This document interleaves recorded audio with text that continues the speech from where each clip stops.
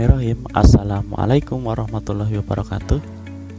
Jumpa lagi dengan saya, Devi Setiawan.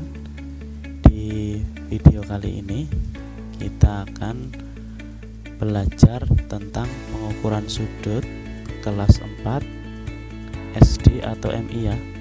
Video ini disusun dalam rangka pembelajaran jarak jauh gitu ya. Oke, langsung saja kita mulai dari yang pertama. Nah, sebelum kita tahu sudut, ini adalah gambar apa anak-anak? Ini adalah gambar ya busur.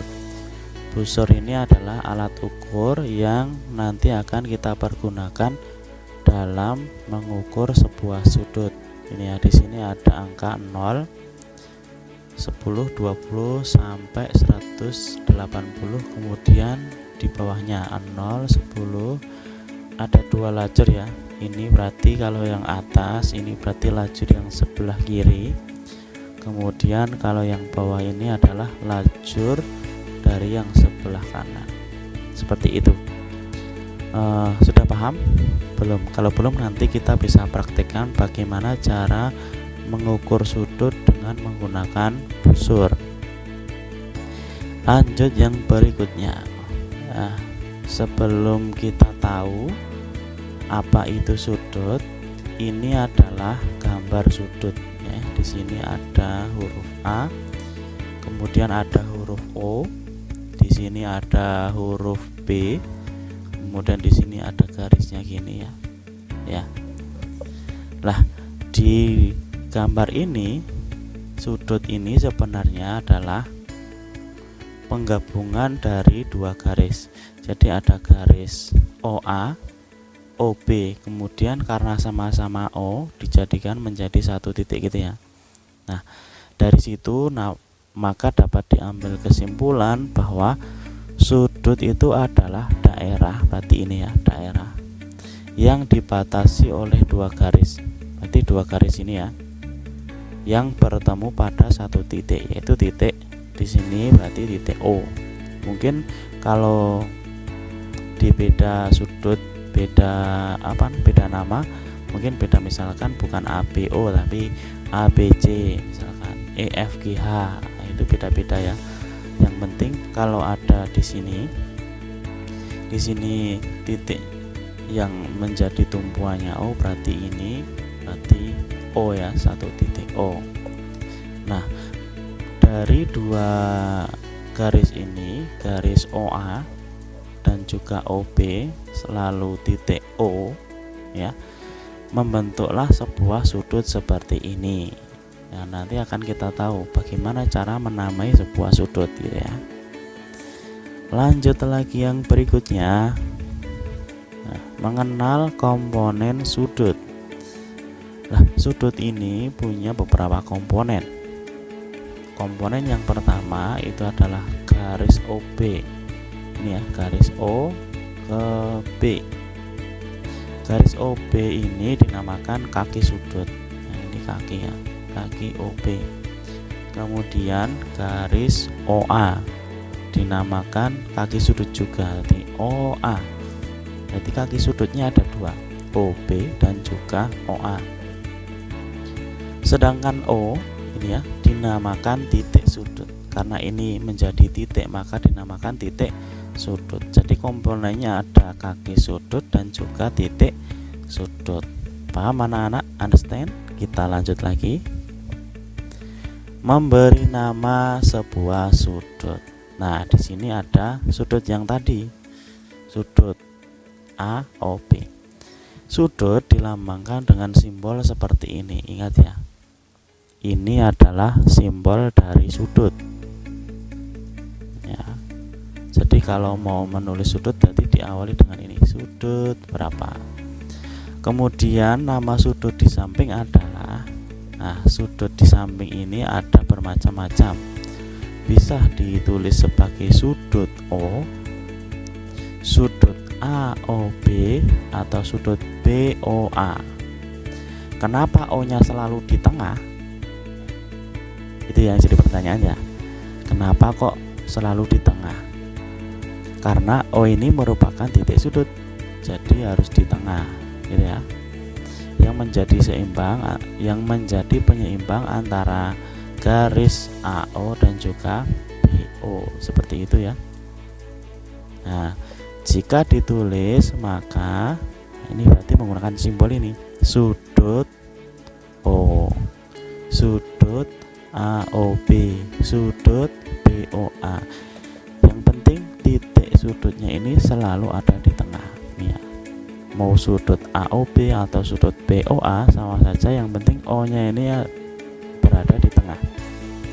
Kalau ditulis sudut OBA itu salah, karena B itu yang di tengah itu bukan titik sudut, titik sudutnya adalah O. Jadi yang benar adalah sudut BOA. Seperti itu ya kawan-kawan. Understand? Kita lanjutkan lagi.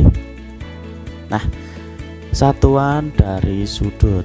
Sudut ini disimbolkan dengan seperti ini, derajat. Dibaca derajat. Ini ya, derajat. Bukan derajat pangkat ya, tapi derajat dalam bentuk simbol. Ya, dibacanya derajat. Misalkan seperti ini, 30 derajat dan seterusnya. Misalkan 0 derajat, dibacanya gitu. 180 derajat. Biasanya ini pada pengukuran panas suhu tubuh gitu ya. Di termometer, oh suhunya 30 derajat, oh suhunya 36 derajat, oh suhunya 40 derajat, berarti dia sakit, harus dibawa ke rumah sakit gitu ya. Itu tapi cuman permisalan gitu ya. Bacanya seperti itu, derajat, dibaca derajat. 30 derajat, 40 derajat, 50 derajat, seperti itu. Understand ya? Understand. Kita lanjut lagi. Nah, kalau ini yang macam-macam sudut, perhatikan dulu yang sebelah kiri. Ini ada gambar. Ini ada huruf A, ada huruf B, ada huruf C. Ya, jenis sudut. Ya, sudut yang nomor 1 ini dinamakan sudut lancip.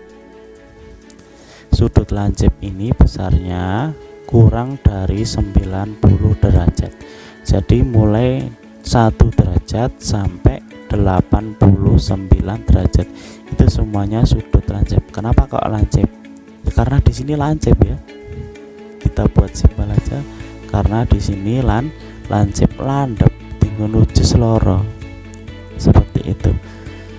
Lanjut yang kedua, sudut siku-siku. Nah, seperti ini. Kalau ini garisnya horizontal dan juga vertikalnya bertemu, maka membentuk sudut yang namanya sudut siku-siku.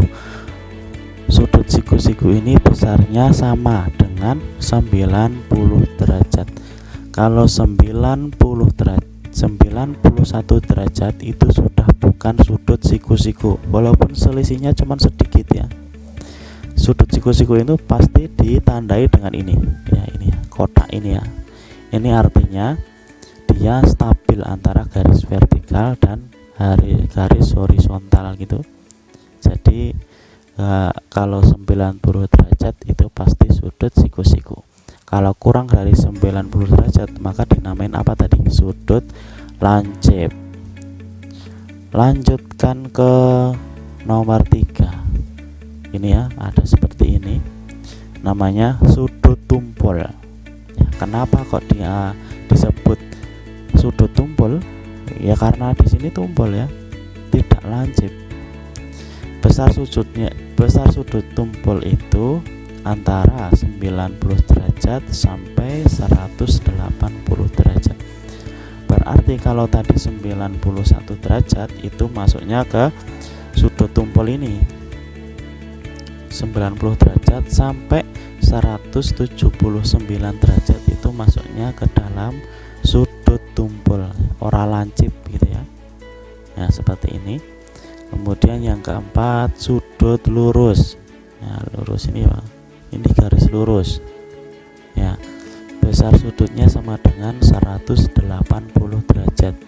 Sudut lurus ini hanya ada satu, yaitu 180 derajat nih ya, besarnya ini ya. Nah, terus yang kelima, sudut refleks.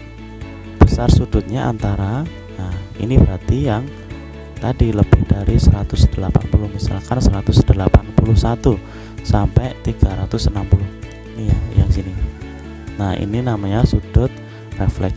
Kalau yang sini ini tadi seperti ini ya, sudut tumpul. Kalau yang bawahnya ini namanya sudut refleks. Nah di sini ya, di sini juga ada, di sini juga ada macam-macamnya. Di sini sudut lancip antara 0 dan 90 derajat. Sudut siku-siku itu pas 90 derajat. Sudut tumpul itu 90, antara 90 sampai 180 derajat.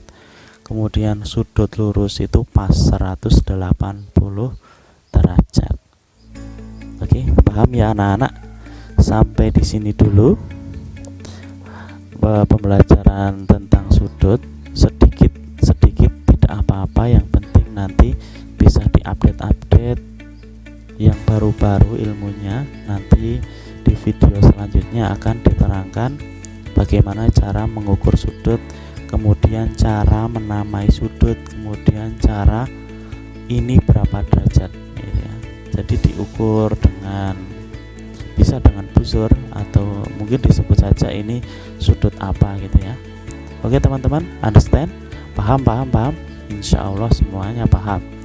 Sekian dari saya, semoga bermanfaat, dan jangan lupa untuk subscribe lalu di share ke teman-teman kalian supaya video ini bermanfaat juga bagi orang lain, dan juga video ini bisa memberi pencerahan kepada teman-teman yang lain yang sedang mencari-cari materi tentang sudut. Wassalamualaikum warahmatullahi wabarakatuh.